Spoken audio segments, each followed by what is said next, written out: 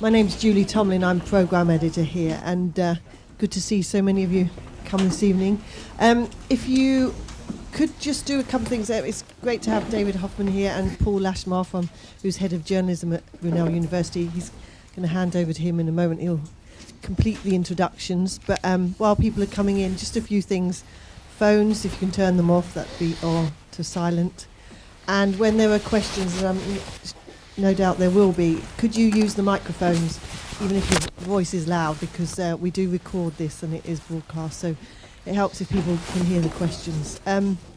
Do take a look at our website, frontlineclub.com, just for future information about future events, and you can follow us on Twitter and Facebook, etc. So thanks, Paul. I'll hand over to you.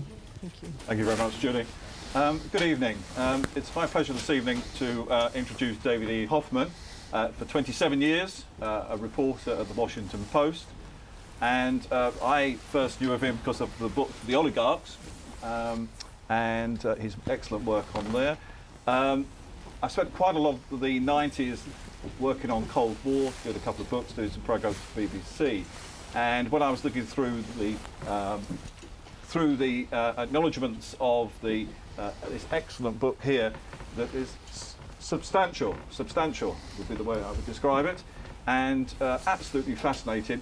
I noticed a lot of the same. I'd spoken to quite a few people way back in the 90s and done some research in the same places. So I found that the book is absolutely gripping because it moves on from the areas that I've been interested in that period, really into the 1980s.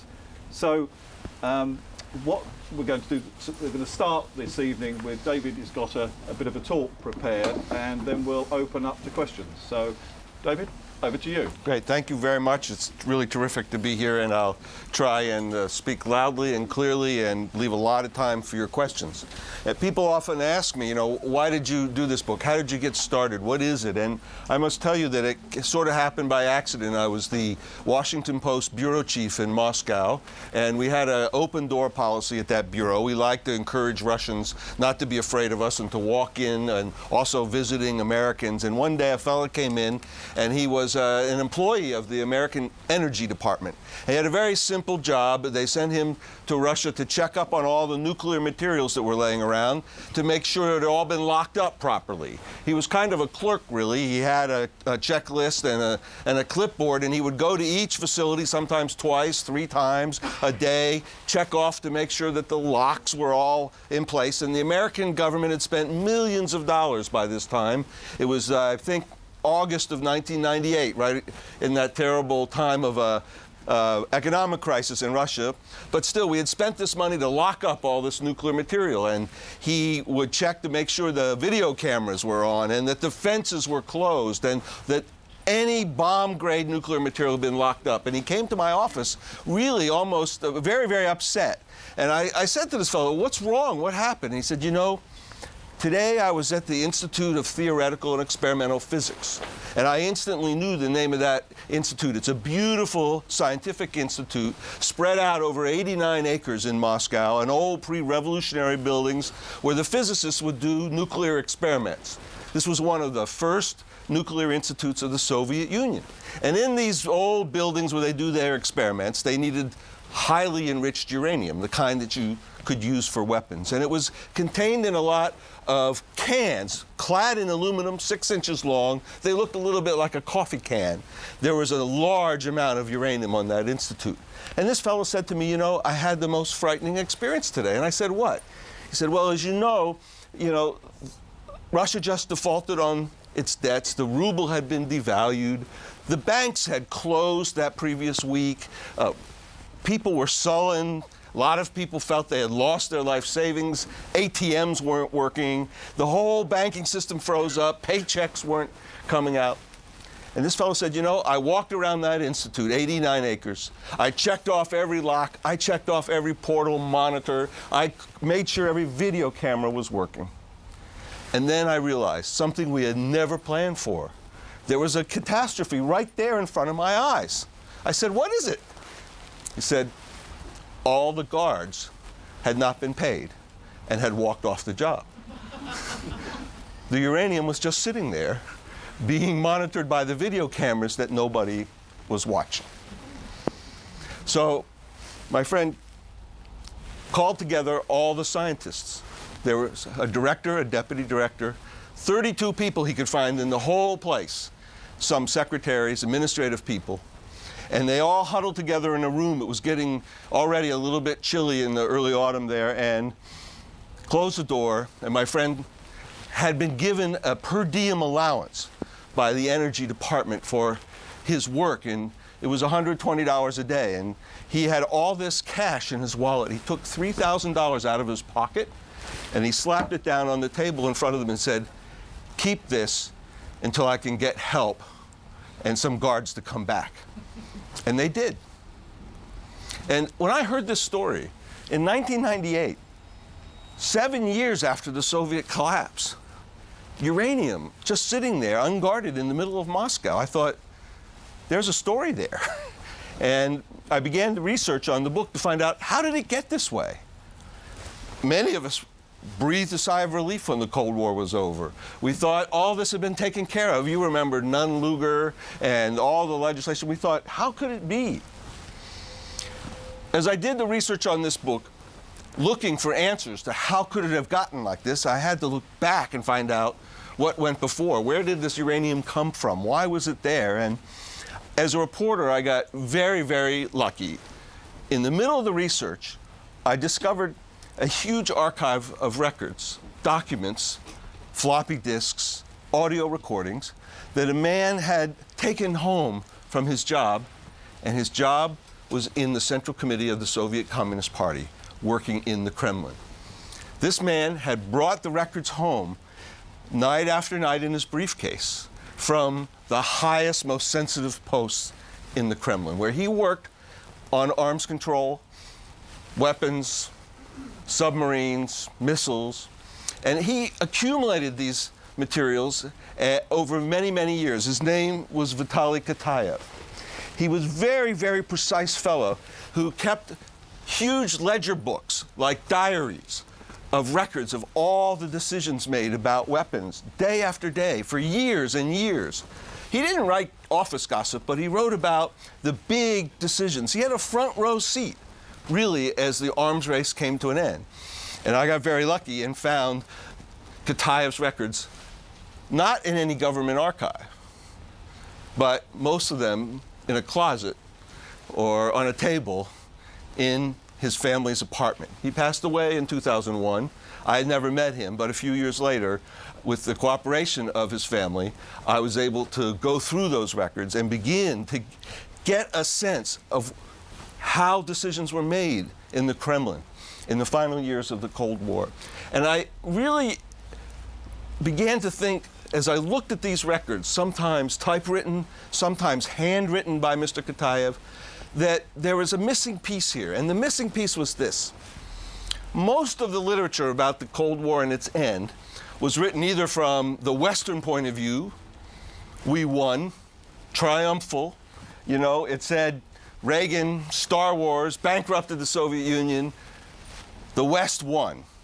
Or it was written from the Soviet point of view, in which case it was based largely on propaganda. It was based on speeches. It was based on articles in Pravda and Izvestia.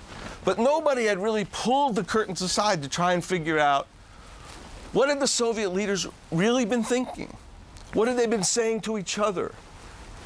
And was there another narrative besides just the American and Western one of victory?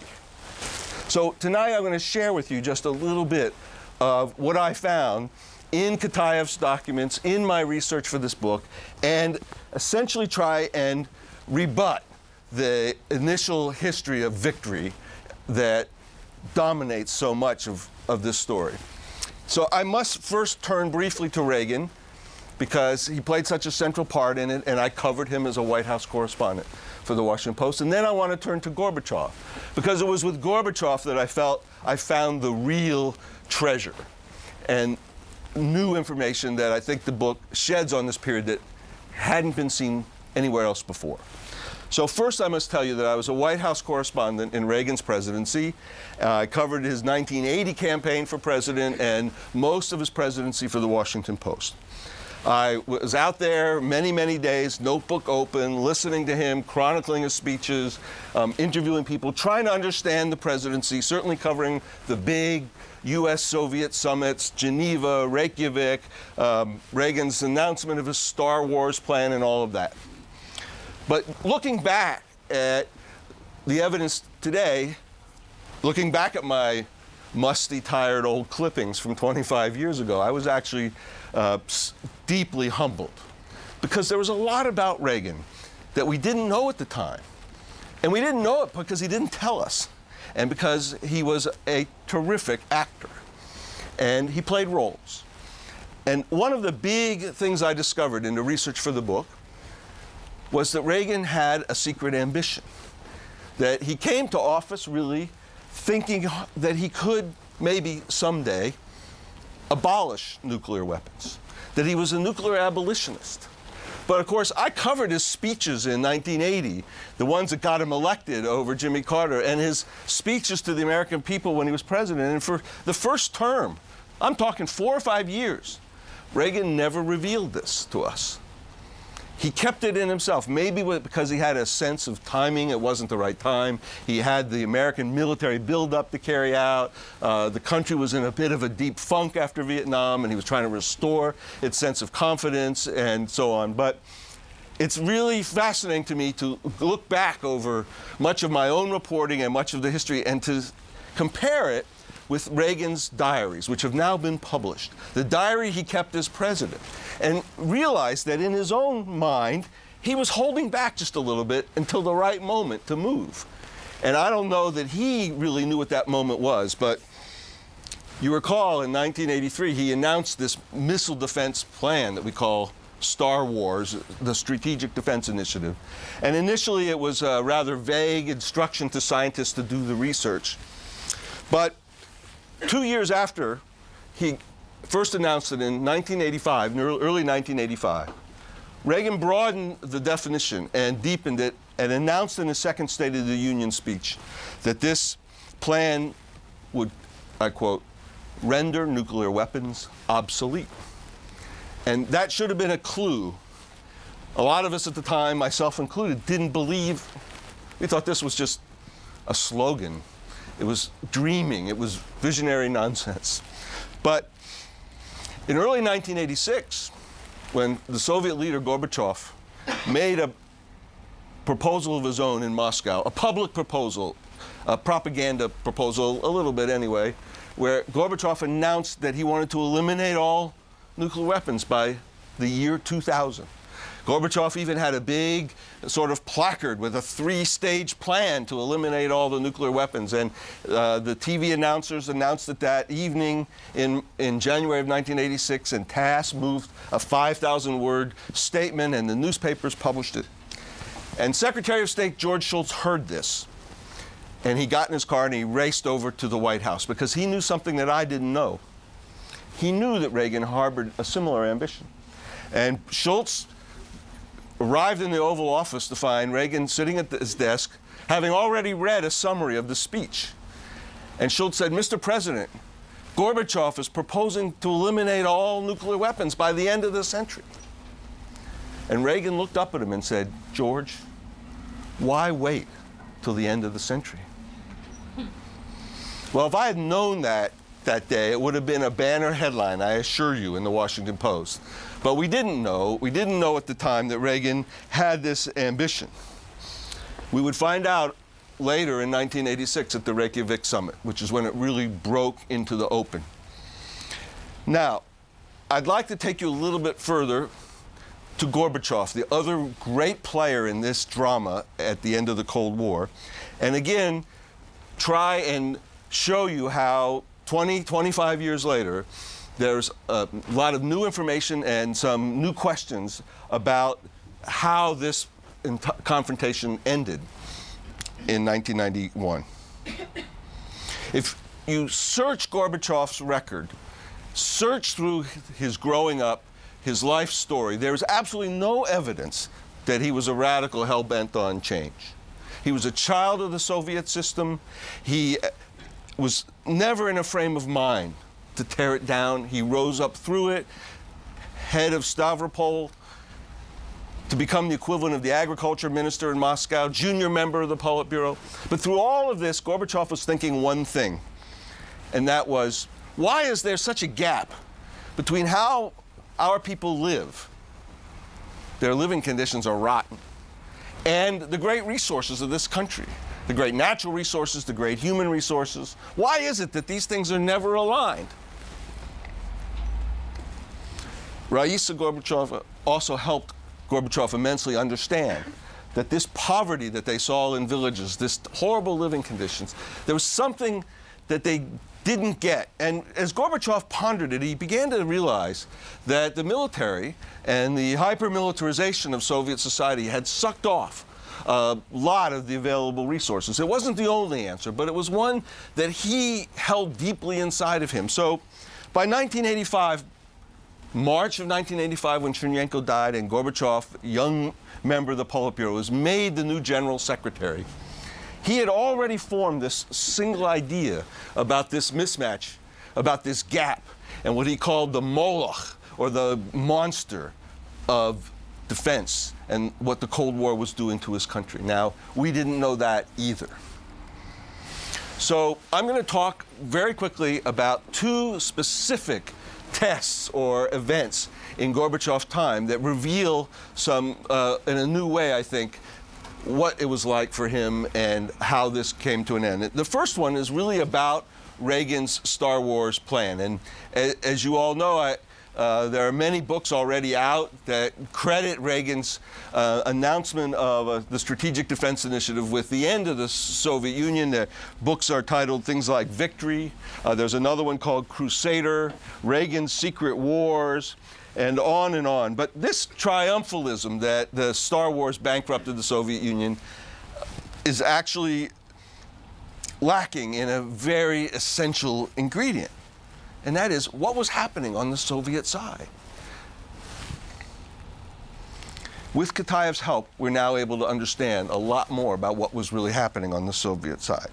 And I remind you that in 1983, Reagan called the Soviet Union an evil empire. That was March. And then announced his plan for this missile defense program later that month. And tensions were growing so much because of the coming deployment of the European missiles, the Pershing IIs and the Glickums that were to be stationed in Europe to counter the Soviet missiles. That was to happen in the fall. And in September, the Soviets, by a tragic accident, shot down the Korean airliner and killed 269 innocent civilians. It was a tragic accident, although we didn't realize it at the time, because their radar and communication systems were so rusty that they didn't function, and they made a mistake. As the tension mounted in the fall, there was an annual NATO exercise called Able Archer that was held every fall to practice the procedures that would be used in the event of a nuclear confrontation. It was a nuclear command post exercise. It went right up to the moment in which the button would be pressed. It was practice. But in this particular exercise, some high-level U.S. officials were going to be involved as players for the first time. And I think the Soviets got wind of that. They were very, very nervous. And thanks to a very important player in this thing, a fellow named Oleg Gordievsky, a KGB man who was leaking material to the British. The British intelligence services began to realize that the leaders in Moscow were very, very worried of a possible attack, that they saw these exercises as more than just exercises, as cover for a possible strike. So the tensions were rising and rising, and Gordievsky's material was brought to President Reagan, and he also met with Prime Minister Thatcher in these months of late 1983 as the tensions were rising. And I think that the important point about this is that at that time, the Soviet side, aside from their fear of a nuclear attack, didn't care about Reagan's Star Wars. If looking at Kataev's records, there's no mention in the agendas of all their meetings that they didn't think or worry about it, because they were really worried about the possibility of a real attack. And in 1984, Reagan was elected. He made a very special effort to signal to the Kremlin knowing of their paranoia and alarm, that he wasn't going to attack them. And by 1985, the tensions began to ease a little bit when Gorbachev came to power. Now, Gorbachev was the new guy, and in the first months, the very first months of when he took over, suddenly everybody in the Moscow leadership, the Kremlin leaders, were very, very concerned about Reagan's Star Wars plan. This is 2 years after Reagan had first announced it. There are cables to the KGB agents all over the world asking them to come up with some more information about what Reagan was doing. How would it work? How much would be the budget? What was this missile defense plan? And Gorbachev himself had to think about how was he going to respond to what Reagan was doing. And he was a new guy, and he didn't really yet have control of the country. So that early in his term, that June, all the big rocket designers, the generals, everybody in the military-industrial complex was worth anything, came to Gorbachev's office. They had a big meeting. I found the records of this meeting in Kataev's files. And on that day, all these powerful military guys put a big stack of papers on Gorbachev's desk. And they said, Mikhail Sergeyevich, we have a plan. And they pushed it forward. And you can just imagine what he was thinking. And they said, we want to build a Soviet Star Wars just like Reagan's. Billions of rubles, all kinds of fancy technology, lasers in space, spaceships flying around, shooting missiles down, and of course, for them, enormous new subsidies. Gorbachev understood well that had he stood up to them and said no, he would have sparked a real confrontation. He didn't have the power for such a confrontation. The military-industrial complex was very powerful. So what Gorbachev said was, gentlemen, thank you very much. I have read this plan. It's like a spreadsheet with 1,000 lines on it. And I think that it contained every single military space application and program that was anywhere under development in the Soviet system. Gorbachev realized that this was the Moloch that he had worried about, the monster. What did he do? He put that big plan in his bottom drawer. He never took it out. He never approved it, and he never built any of it. And just to give you a taste of what happened in the years that followed with this, was that a couple of the space programs that were in the plan eventually got a little bit of traction, and there was one in particular that was called SCIF. The SCIF was a space-based laser.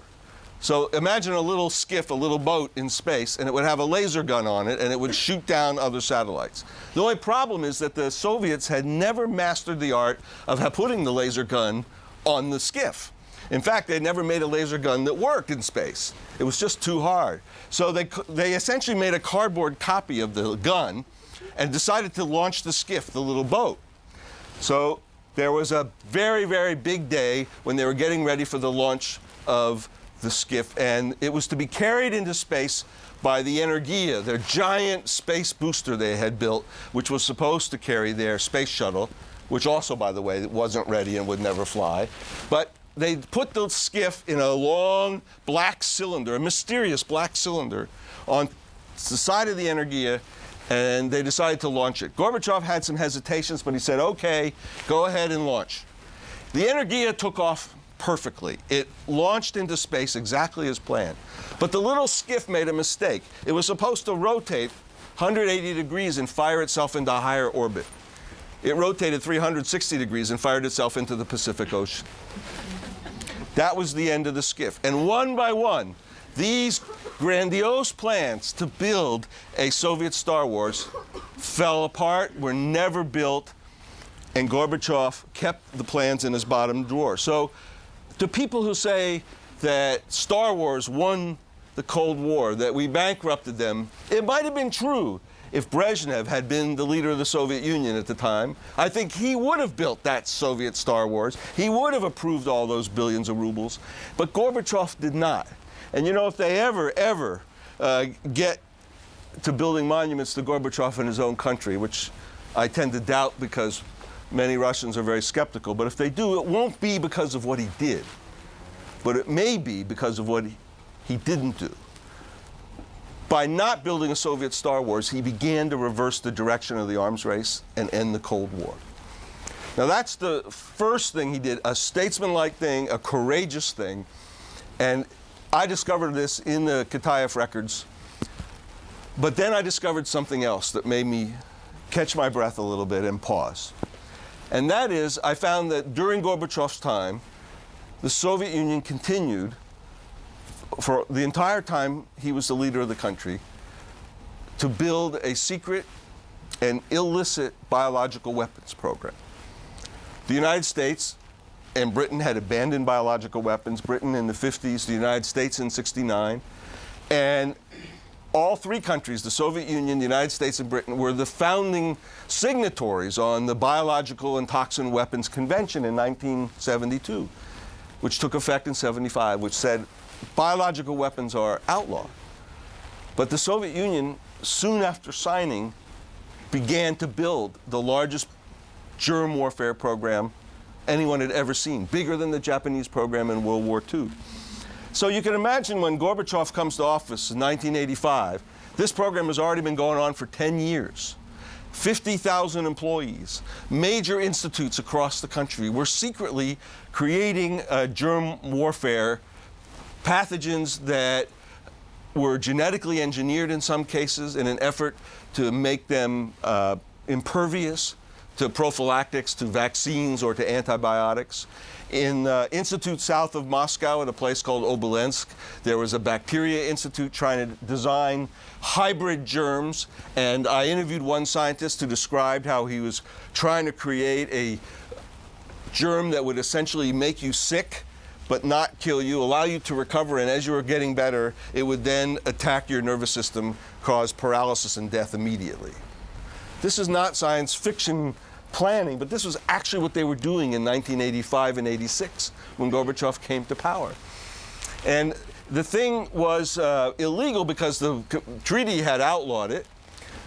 The United States had great satellite intelligence. We had satellites passing over all the missile silos, but we never picked up any good evidence about this plan because it was hidden in an enterprise that was ostensibly for pharmaceuticals.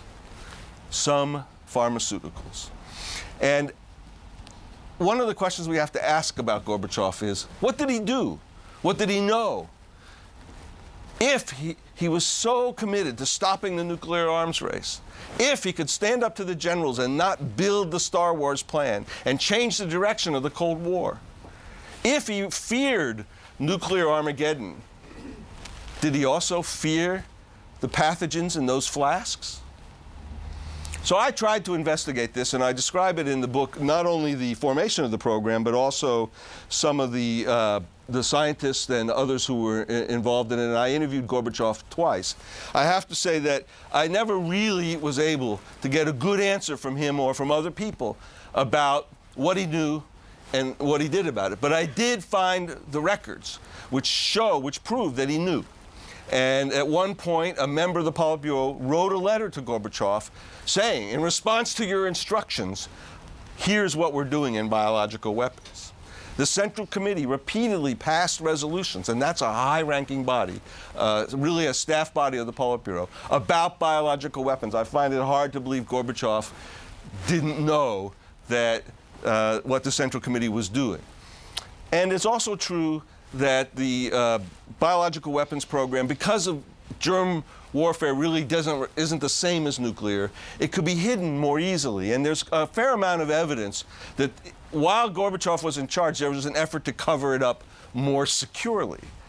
Not to eliminate it, but to essentially push it into places where it couldn't be found, small garages or institutes, take the research, the recipes, the know-how, and hide it so that if there was ever a chance anyone would find it, they wouldn't see it. And I argue in the book that up till his last day, up till the last minute really, he was head of the Soviet Union until it collapsed, Gorbachev participated a little bit in a cover-up of this plan when he was asked about it by the United States and Britain.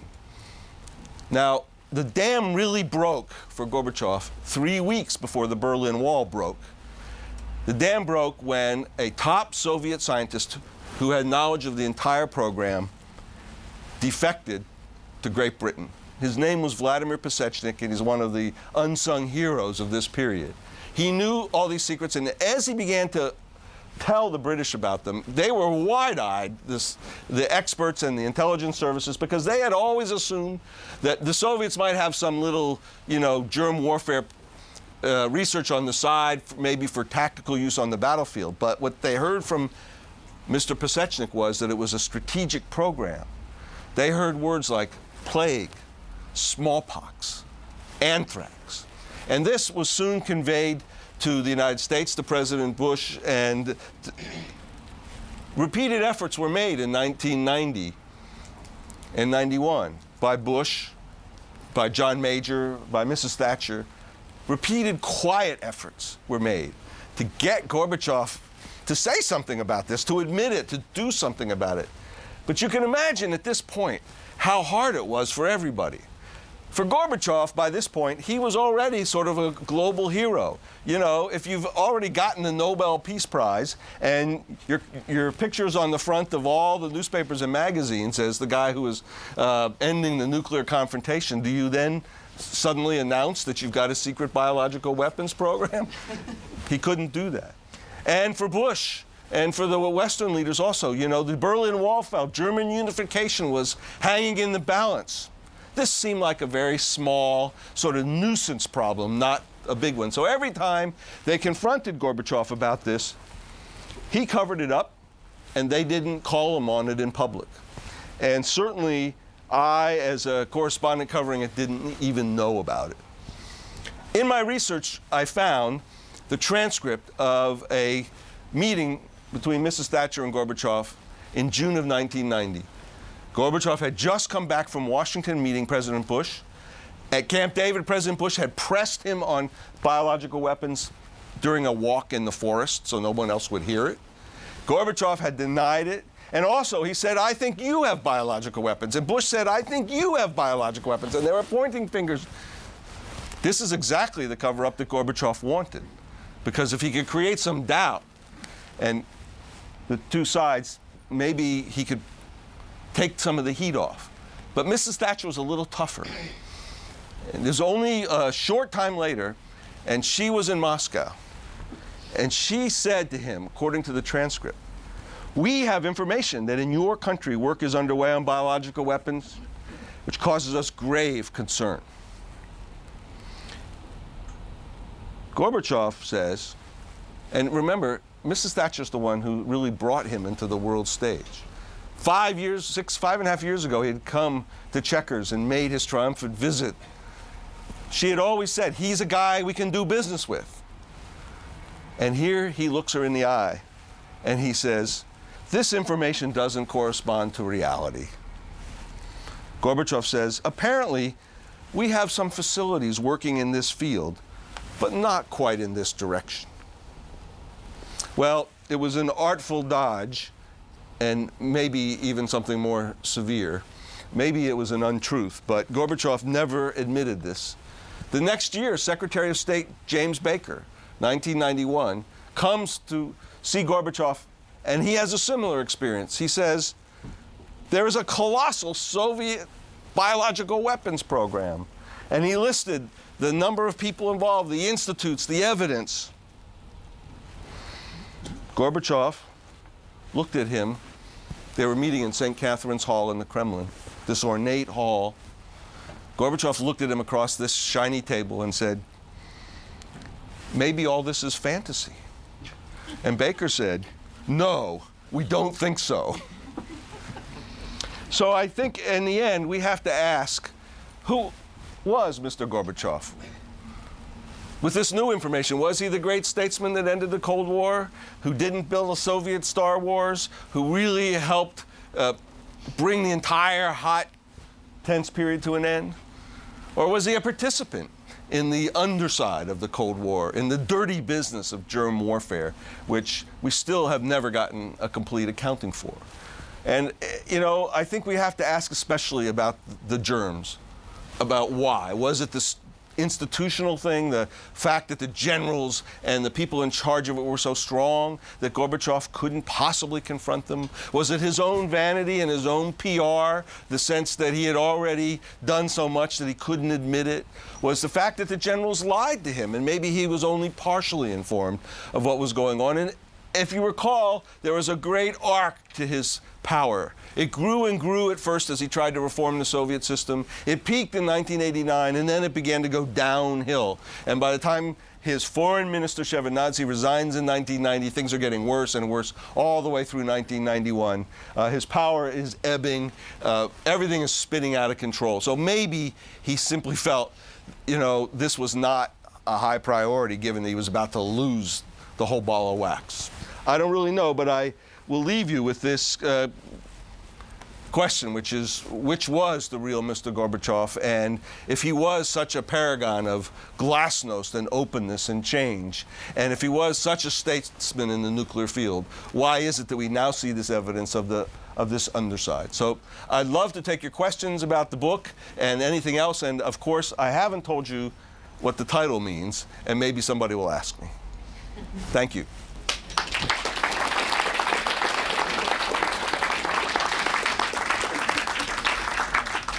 Just before we start the questions from the floor, one of the things having read the book was that I was puzzled by.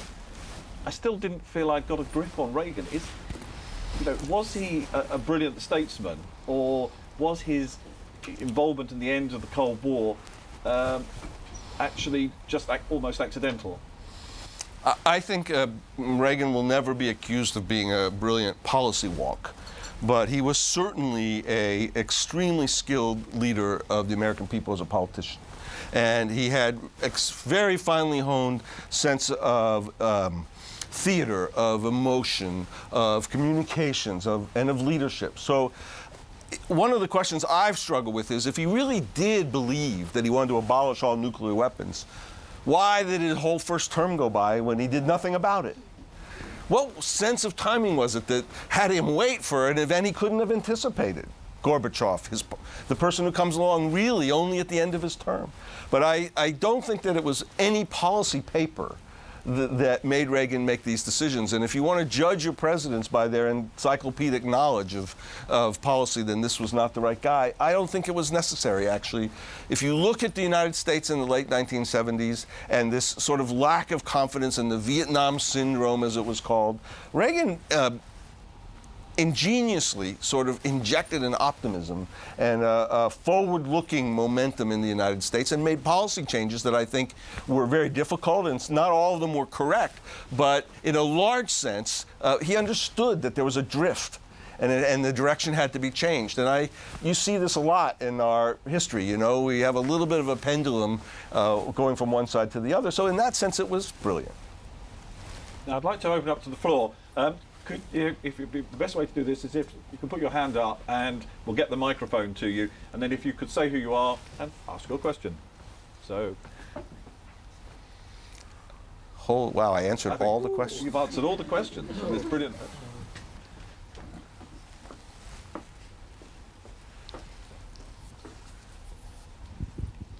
Hello.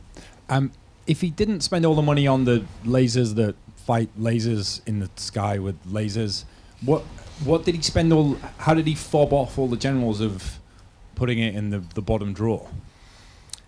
How did he manage to appease all these guys who obviously hated the Star Wars project? Yeah, it's a good question. The first thing is that he appeased them by inaction. He didn't do a lot of things, and he looked for opportunities to push back. And I devote a chapter in the book to how he did it. But one of the things that really helped him was a 19-year-old German kid from Hamburg who flew a Cessna to Red Square. His name was Matthias Rust. He flew the Cessna right through the Soviet air defenses on the day to celebrate the Border Guards Day. It was their official holiday, and I think probably for reasons that are maybe a little bit lost to history, they scrambled some fighter jets and couldn't stop him. So when the airplane landed in Red Square and the Soviet military was humiliated by being unable to stop this kid flying a Cessna, Gorbachev fired half of them, including the defense minister. And that began to help him. And also, he had the help of a guy named Sergei Akhrameyev, who was at one point the chief of the general staff and later an advisor. And Akhrameyev was a real veteran of World War II and so well respected by the others that he performed as sort of a buffer. And as Gorbachev continued to move, pulling the troops out of Europe, you know, and so on, he had Akhrameyev to help him tactically maneuver. And the last thing I would say is, it just wasn't easy. It might not have succeeded. There's gentleman here. Frank Jackson, World Disarmament Campaign and Scientists for Global Responsibility. When the Star Wars program was first put forward by Reagan, and ever since, every independent expert on the subject has said that it will never work. And I think that is still every test that's been carried out has either been a complete failure or has been faked to give the impression of failure. Now, I find it hard to believe in that situation that the Soviet scientists would, what you seem to imply, believe that it was capable of working. No, no. The Soviet scientists informed Andropov and Gorbachev that from a physics point of view, it would never work. They said it's hitting a bullet with a bullet. But this created great consternation because both Gorbachev and Andropov and others in the Soviet system, they watched and they watched how Reagan year after year was spending billions of dollars for it. And finally, they had to ask themselves, and they have to ask their own physicists, if it won't work, why is he spending so much money on it? And they were scared. They were frightened that there was something they couldn't see. They were good physicists. They knew that it's hard to hit a bullet with a bullet in space. Yeah. But Reagan completely confounded them.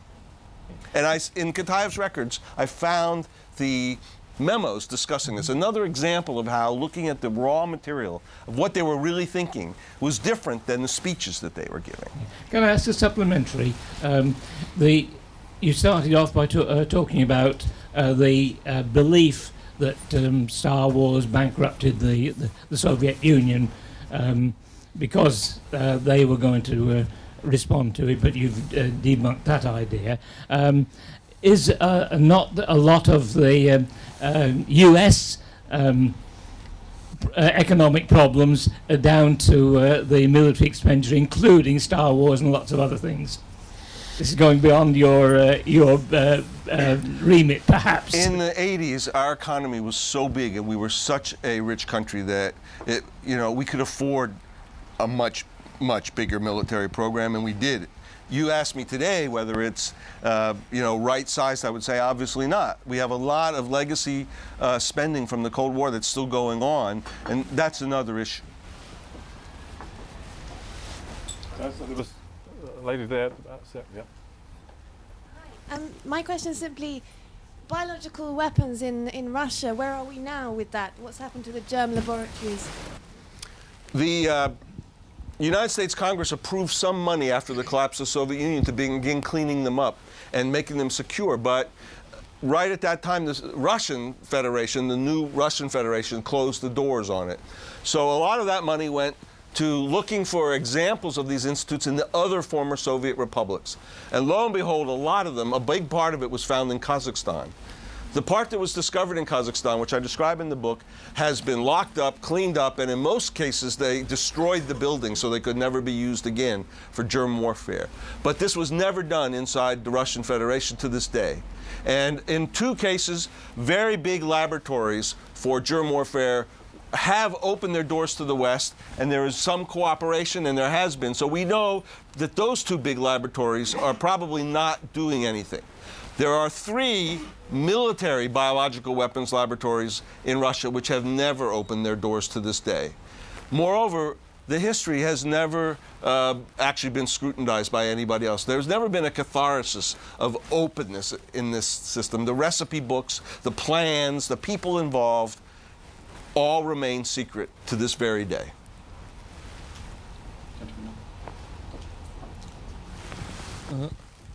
I'm Doipayan Bose from the Reuters Institute. Are you attributing the end of the Cold War to two individuals who wanted their place in history with the shared aim of eliminating all nuclear weapons?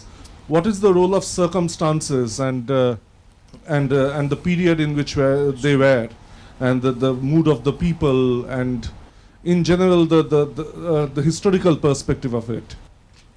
Well, I certainly wouldn't want to exclude circumstances like the Chernobyl nuclear disaster, which, by the way, was caused by man and by a sort of completely idiotic plan to try and run a test on a nuclear reactor. The test blew up, and somebody like Gorbachev saw the damage of this as a sign, really, of what could happen in the event of a nuclear attack. He took it, so you can't separate circumstance from the decisions of individuals. But to be honest, had Chernobyl happened and Brezhnev been in power, the reaction wouldn't have been the same.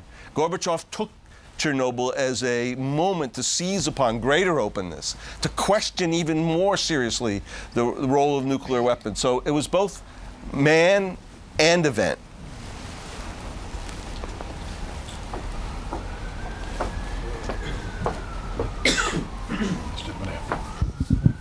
James Thacker. I wrote America's Children and the Atomic Bomb Project, ours, and have worked with nuclear security questions for 40 years, most recently with the Israel security problem.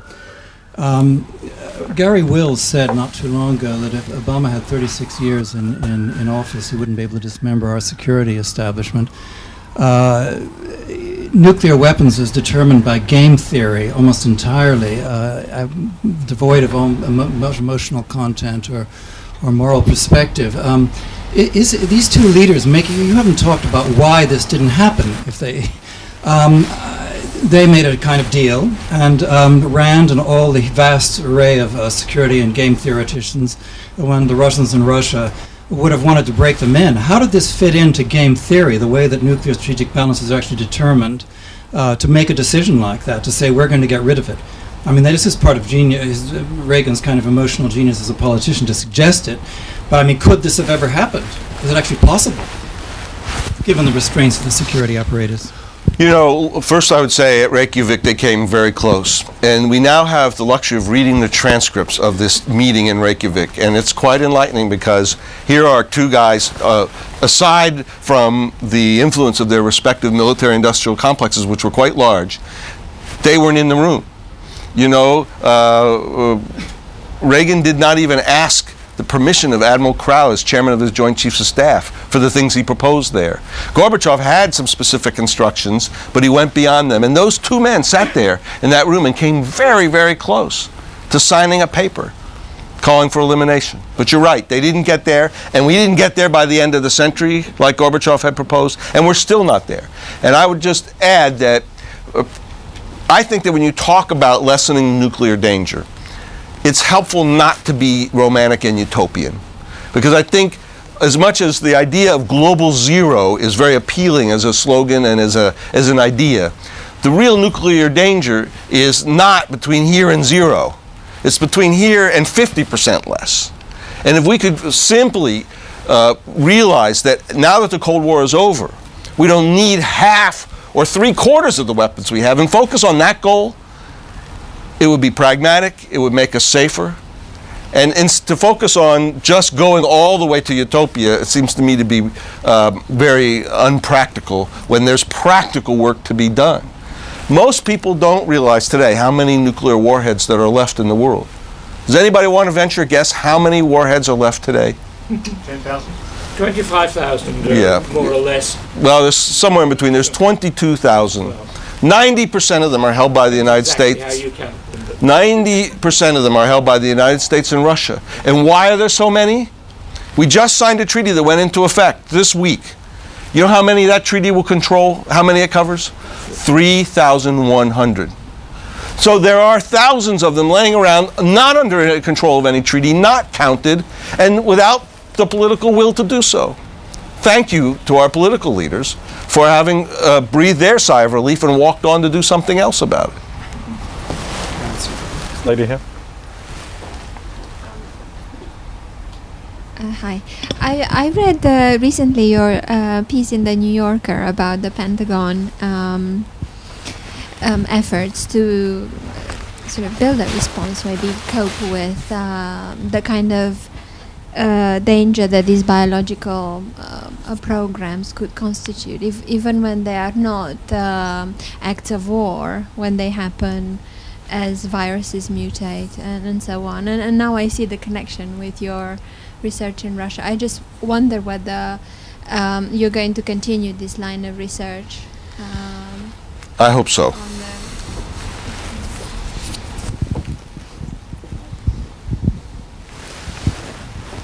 I'm given to understand that the East German Communist government fell because too many East German people knew what was going on the other side of the wall and how life for them seemed to be better. Was there a similar awareness among the Russian people in the 80s and 90s? There was a similar awareness, but it wasn't the reason of the change. And that's the difference maybe with the German experience, that certainly Russians in the 80s saw films from the West, and as glasnost spread, they too recognized what Gorbachev knew, that their living standard was horribly below that. You know, in Russia, in the Soviet Union at the time, the life expectancy data, the sociological data for life expectancy was a state secret.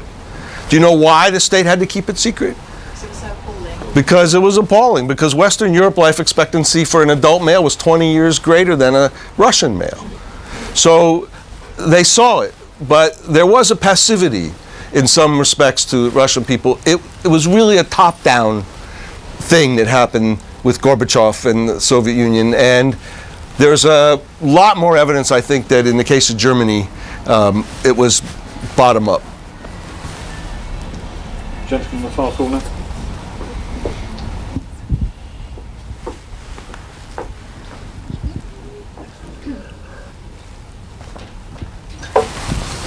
My name's Sam Lowenberg. I'm a journalist. In your opening anecdote, you talked about the dangers that were presented by the economic collapse, and how that really was putting everything in danger, because people were walking off their jobs, they were not guarding these things, etc. In the period after the Soviet Union fell, was there talk? Were there plans being considered to have a Marshall Plan for Russia, to really invest in the economy so that all these scientists and even security guards would not be so fragile, and also something like what happened after World War II, where we took Russian missile scientists and so on? There was no Marshall Plan, and it was partially because in 1992 the United States and the West was starting to go through a mild recession. People were looking inwards. But there was a program called Nunn-Lugar, which I describe in the book, legislation sponsored by Sam Nunn and Dick Lugar in the Senate, which put out a relatively tiny, small amount of money to cope with the warheads and the scientists. And I tell the story in the last third of the book about how this worked, but it was a little droplet in a raging river. And although maybe 10 or 20 or 30,000 scientists received minor subsidies to prevent them from, going to Iran or do something to work on civilian work, tens of thousands did not.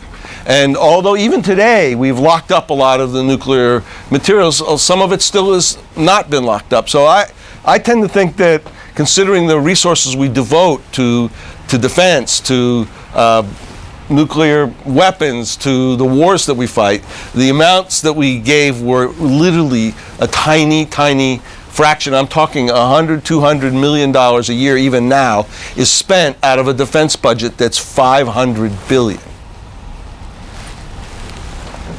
Maybe, yeah.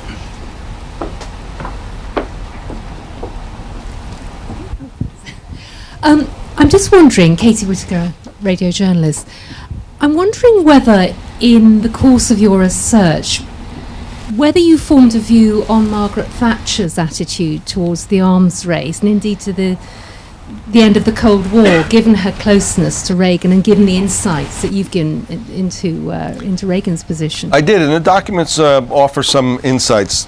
I would say two things. First of all, Mrs. Thatcher was very dedicated to the idea of nuclear deterrence. She believed that nuclear weapons had kept the peace, and she thought Reagan's Star Wars plan was just hokum. She really was very conventional in that sense. And on the other hand, Ms. Thatcher very skillfully used the fruits of British intelligence to cause some change. And I'm thinking in particular of these two important defections. The first, the work that Oleg Gordievsky did while he was with the KGB, and later the defection of Vladimir Pasechnik. Both cases provided absolutely critical material that allowed her to make choices and see what was happening in a way that, frankly, the rest of the West had not. And I give her some credit in both those cases with pivotal turning points. You know, when Reagan got the reports from Gordievsky that the Kremlin leaders were so worried about a nuclear attack, he began to have his own doubts about what they were thinking. Not that he changed his mind about a lifetime of anti-communism, but what he began to realize was that what he said was echoing in a funny way that they might not get it. He was stunned to find out that the Soviet leaders were actually fearful of an attack. He said, we're not going to attack them. Why do they think that?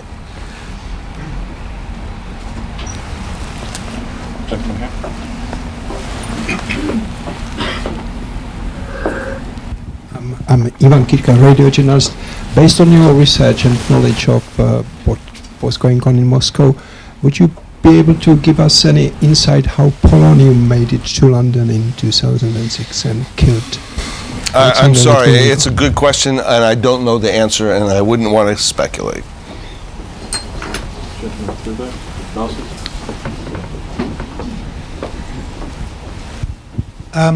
Could you tell us why the book's called The Dead Hand? Thanks for asking. The Dead Hand was a system that the Kremlin leaders invented in the early 1980s, when in that terrible period of tension I described at the time of the Korean airliner, they feared that the West could launch missiles that would destroy them in their Kremlin in 5 minutes. They feared decapitation, that they'd all be wiped out. You know, they had a special emergency system for little subway cars that would take them out of the Kremlin to safety, and they feared they'd be hit before they could even get in their little golf carts and ride away. So, as they thought about this, they realized that to have an effective deterrent, they needed to have a credible retaliation. They needed to show the West that if you decapitate us, we will strike back. So they ordered the designers to come up with a retaliatory system that would survive even if the Kremlin was wiped out. And at first they ordered the designers to come up with an automated system using computers so that if all the Kremlin leaders were hit, there would still be a guaranteed retaliation. And when the designers brought this plan in, even these geriatric Soviet leaders looked at that and said, oh my God, we're going to rely on Soviet computers to make a decision like this? And they changed the plans. Not to mention Microsoft. Yeah, they changed the plans, and they decided to create a semi-automatic system which would have a human firewall, 3 duty officers in a deep underground concrete-lined bunker in the shape of a globe. And they gave those guys the final decision. They built this system. Its code name is Perimeter, and I describe it in the book. And it still exists today. And the system worked in the sense that if the leaders were wiped out and the guys in the bunker checked off the proper marks on their clipboards, they could decide whether to press the button and launch the retaliation. There's one thing about this that I cannot explain. I know it exists. I report the details of how it works in the book. But to be an effective deterrent, they had to scare us with it, right? We had to know about it. And keeping with everything we know about the Soviet system, they did one really stupid thing. They kept it secret, completely secret, until after the Cold War was over. It wasn't revealed till 1993.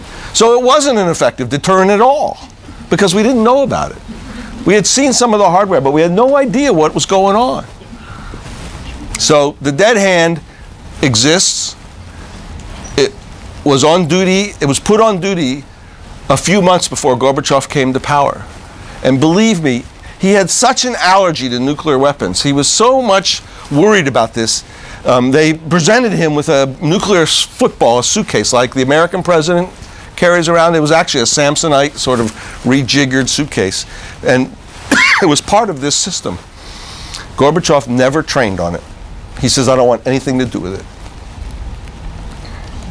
Sounds like straight out Dr. Strange stuff, doesn't it? Someone over here? Yep, this gentleman. Dominic Heaney, Hero to Publications. I wanted to ask, what was the impact of the attempted coup in August 1991 on America's relations with Gorbachev, particularly as regards disarmament, because his position was obviously becoming weaker. He'd been held hostage effectively for a few days. It became clear that Ukraine was going to break away from the Soviet Union. Did this lead a different approach?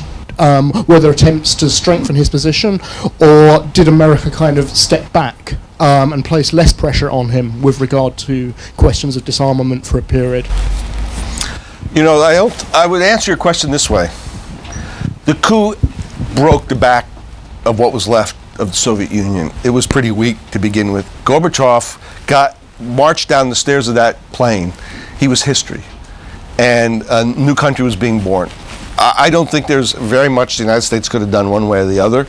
And there was a new strategic arms treaty signed the month before. People have forgotten that.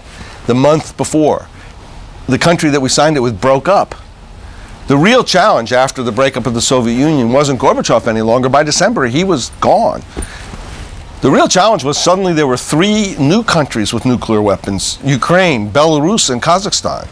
And it took many years of hard effort and deep American involvement to get those weapons back to the Russian Federation. And it was a successful campaign. And again, people have forgotten that one of the great periods of downhill arms race, or arms race in reverse, was the period from the coup till a couple years later, when a lot of things were done to prevent the spread of nuclear weapons in places they shouldn't have been. And Ukraine, Belarus, and Kazakhstan became nuclear-free states. So I don't think there was much left to do with that guy, Gorbachev, when he came back from Foros. And people in Russia listened very closely to what he had to say the moment he stepped off the plane, because they knew damn well that the guys who staged the coup against him were his own people, his own appointees. And they were waiting for some big break from the past. Gorbachev didn't give it to him. That was the last moment.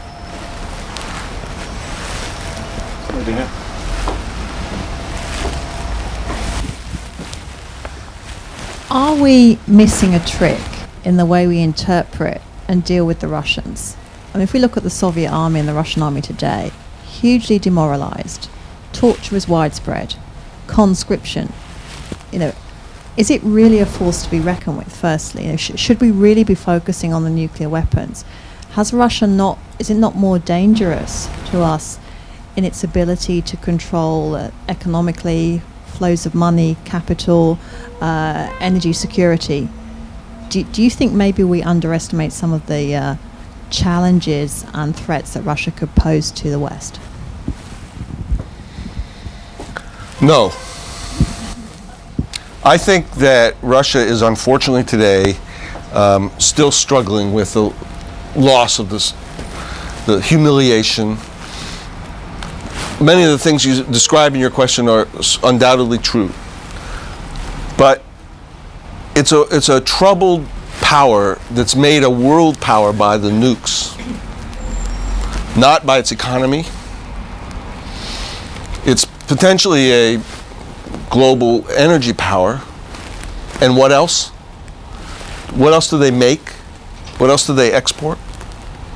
So this actually is still a country in the throes of weakness, self-identity crisis, and I don't think it is a big global threat. It certainly has aggressive impulses about the neighborhood, about the countries around the former Soviet republics.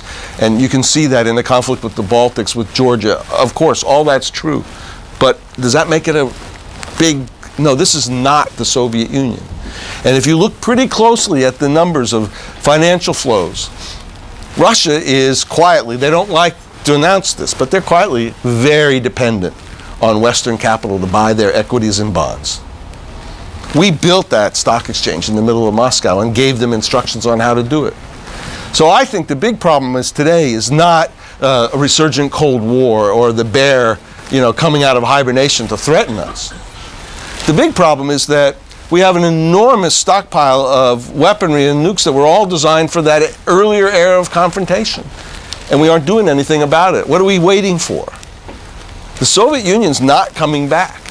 And anybody who goes to Moscow today will see actually a incredibly energetic city that aspires to a lot of Western values. Are we going to target that?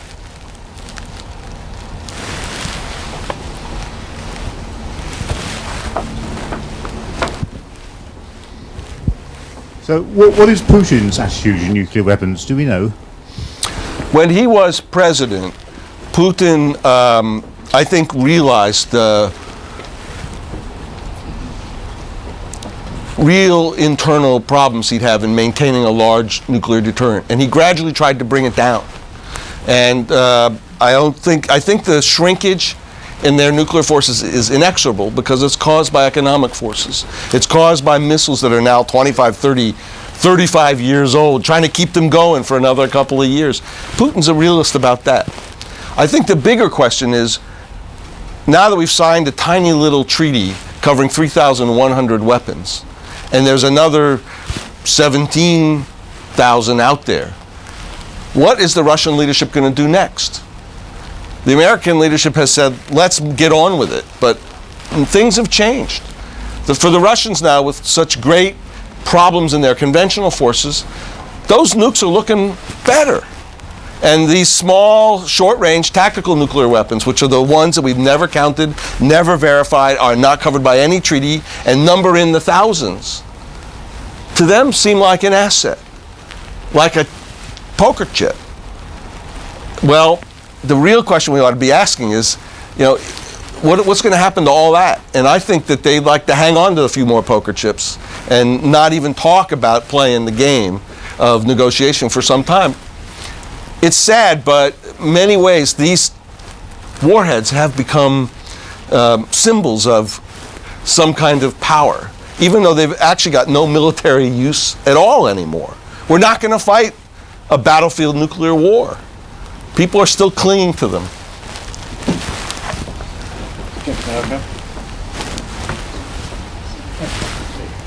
Thank you. So I'd just like to go back in time a little bit. You mentioned earlier the events of something like Chernobyl and saying that the end of the Cold War was to do with the events as much as the men. Would you care to say that with Gorbachev and Reagan, but without events such as Chernobyl, would there still have been an ending in the way we had? And also, without the two men, without Gorbachev and Reagan, would you care to predict how the Cold War would have ended, if at all? Without Gorbachev, it would not have ended. If Brezhnev had been the Soviet leader through Reagan's time, it would not have ended. I feel very confident in saying that. I think Reagan played an enormous role too, but he needed a partner. And it's tempting to want to ascribe some of this change. What we see on the streets of Egypt, it's tempting to describe the revolution of 1989 as some kind of popular uprising, but actually a lot of it came from the top. And that's why in the research for the book I tried to find out what were the Soviet leaders saying to each other, what went into the Gorbachev revolution, what memos were written, and what records of discussions are there, because that's where it happened.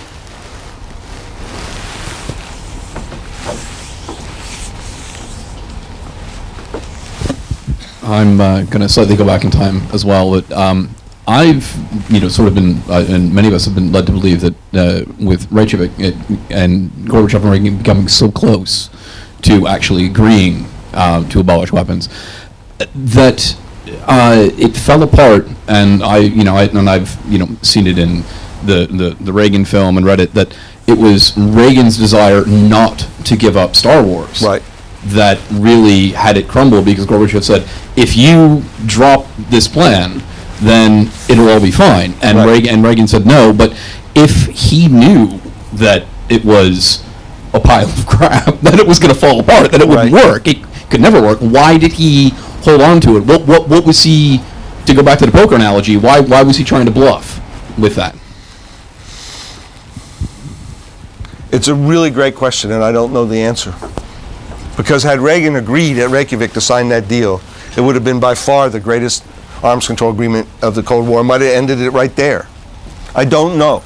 But let me tell you one bit of this history which I discovered, which is not in the movie, and which I find people are unaware of. Gorbachev went there planning a trap. He prepared carefully for the trap. And his trap was, he was going to put all these concessions on the table. Let's get rid of the missiles, let's get rid of the subs, let's get rid of the warheads, and then say to Reagan, now give up Star Wars. The Politburo actually was informed of the plan for the trap.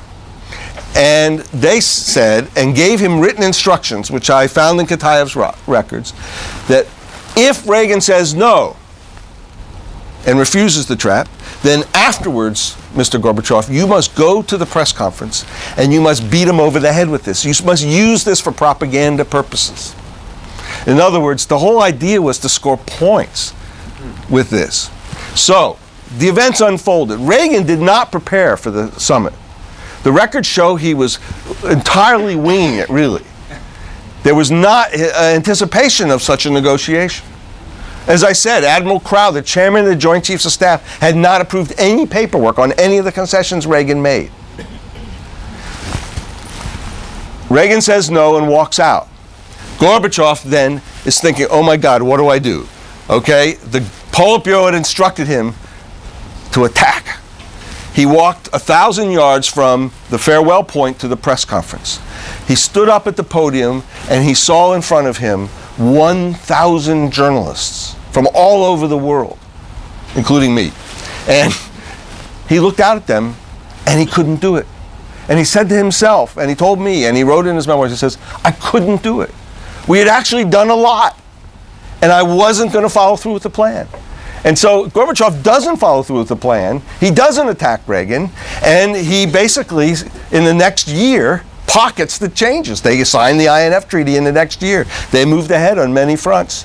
And again, this is Gorbachev, right? He made critically important decisions at moments that Brezhnev would have followed the instructions of the Politburo. Gorbachev made his own decision. I think Reagan believed it would work. He did believe it would work. Well, Reagan might have believed it would work, but there aren't too many other people that believe that Star Wars was going to work. And to this day, you know, I'd like someone to show me, prove to me you can hit a bullet with a bullet. I mean, physics is physics, and I'm all for science and technology, but Reagan thought it could, and he wasn't briefed.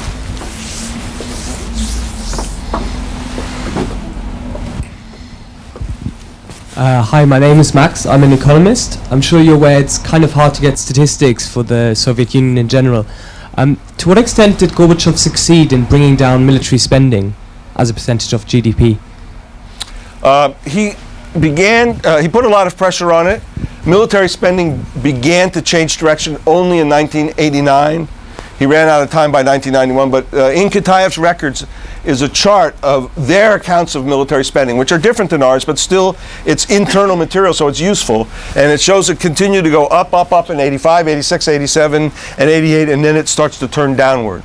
But again, I don't think that this was a kind of decision where it was easy for Gorbachev to turn the giant tanker around.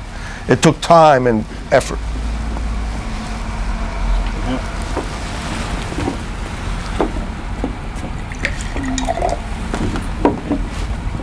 I was just going to say about, you were talking about the stockpiles of short-range tactical nukes. Do you think there's presumably some real concern now that these are going to get into the wrong hands? You know, these weapons were built for the battlefield of Europe. They were large, and maybe also for the Chinese border. These weapons were built essentially to stop an invading army or to fight a battle at relatively close range. And when you think about it, it's 20 years after the end of the Cold War. It's practically ridiculous to think about actually troops moving across a field. And then we had one tactical nuclear weapon the United States did. It was called the Davy Crockett. The warhead was about the size of a watermelon, and it was on essentially a big recoilless rifle. And it would shoot that sucker about 1.5 miles. And it would have a small nuclear explosion on the battlefield. You know what the troops called that? IQ test in a tube. And frankly, a lot of the Soviet, so the United States has now 500 nuclear tactical weapons left. About 200 of them are based in Europe as part of NATO. The others are in the United States. The Soviets have in the thousands. But I can't tell you how many thousands, because no one's ever counted them. They've never been subject to arms control. Some of them are artillery pieces. They may have been warheads from cruise missiles that were withdrawn after the Cold War. I'm not so much worried about a guy in a pickup truck driving them away. I think they probably have better storage than that. But I am concerned about the idea that there are literally thousands of warheads of this type of short range that will cause a nuclear explosion that are unaccounted for, that are not verifiable. And frankly, as they get older, and they must be relatively old by now, 25, 30 years old, you wonder also, do they work? And it's time to actually take them all apart. But here they are, still there, still with us, because of inaction. Thank you. You may have actually just answered the question, but you were talking about the war that we have now, the wars that we may potentially have in the future, that there'll be non-battlefield wars, cyber warfare, etc., etc. But I'm just wondering about the weapon, the missile defense shield that the US is looking into in, I think it's Czech Republic and Poland. And I'm just wondering, why invest so heavily? Why be so interested in that if, in a sense, the sort of conventional battles that we've had in the past, or from your perspective, we're not going to see them in the future? First of all, the Polish and Czech plan was taken apart. Obama came up with a new plan. It's actually more ambitious. People haven't noticed, but the European phased Obama missile defense plan is bigger. It stretches out the timeline more. I think that it will be important to see in the next couple of months or in the next year whether Russia and NATO come together with agreement to work on this thing. And in some ways, I'd like to see that cooperation, just because if it doesn't happen, the Russians will be really hard to deal with. They've made it an absolute deal breaker of an issue. That said, it ain't going to work. Missile defense is a real sort of, I describe it in the book as a ghost invention. However, you must understand, and I'm sure it's very, very difficult for anybody who doesn't sit in Washington to grasp this, but missile defense has strangely become part of the Republican Party's theology. It's a religion. People vote for it, give it huge amounts of resources, support it, and talk about it, aside from the question of whether the physics are there, whether it will work. It's a fact of our political life in the United States that missile defense is some kind of magic that will render nuclear weapons obsolete. Well, I'm waiting, Mr. Reagan.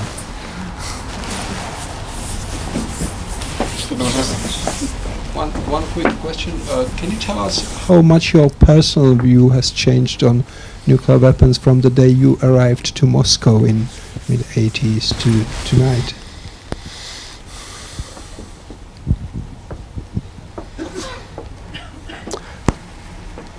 It was a good part of my career to be a reporter watching the negotiations that were part of the Cold War. From the 80s and even in the 90s in Moscow. I mean, for a good part of it, I was writing about, like other journalists, the thrust and parry of the negotiations, whether it was START or INF Treaty. I covered the State Department for a while.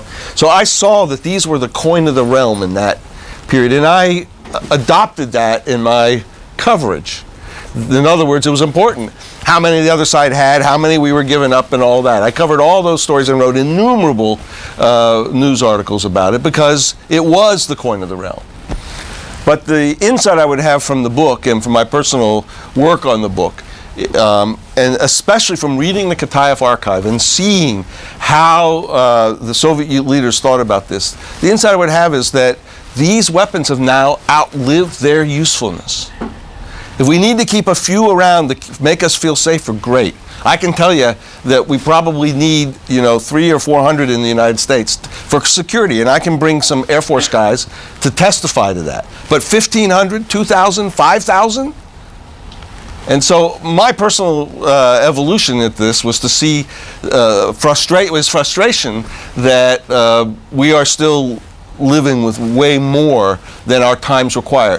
Deterrence requires credible retaliation. I don't know any cyber attacker, any terrorist who has been deterred by a nuclear missile. The threats we face today are more diffuse, more spread out, harder to find than in the Cold War. So let's face it, if we have resources, I'm for spending them. I'm for spending them for security. But I'm not for spending them for weapons that essentially don't do us any good anymore.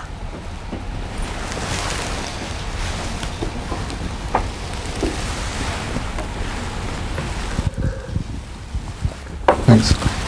You mentioned that you didn't think that the Russians would build any statues to Gorbachev because they were too cynical. Is that a generalization on a national character, or is it a specific comment on how they see him, how Russians today see him? Russians today do not recognize what he accomplished. And I think some do, but he is not held in high regard, and I think he should be held in higher regard. And, it sometimes takes time. For that matter, Boris Nikolaevich Yeltsin is not held in as high regard as he should be either. I think we've got time for a couple more. This gentleman here.